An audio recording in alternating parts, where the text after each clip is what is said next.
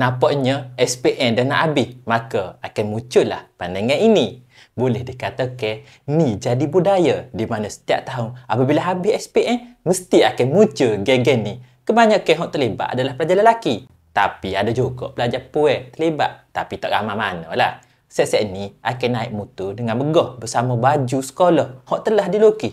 Kalau tengok pada lukisan set-set dia, comel juga, ada bakat terpendek. Tapi, bapa set ni buat gini? Sebabnya set dia nak tunjuk set dia sudah bebas daripada penjara persekolahan. Set dia rasa set dia merdeka dan kini bebas ke dunia tanpa perlu terikat dengan sekolah. Betul dah. Tak salah pun rasa gitu. Lu lepas SPM dulu pun rasa gitu juga. Tapi kena ingat, bebas tu semesta je. Tak lama pun. Sepanjang tempoh tunggu result keluar ni je kita rasa bebas. Bila dapat je result SPM, maka bermulalah dunia baru hak sebenarnya lagi mencabar daripada masa persekolahan. Sementara tempoh bebas ni, nikmatilah dulu deh.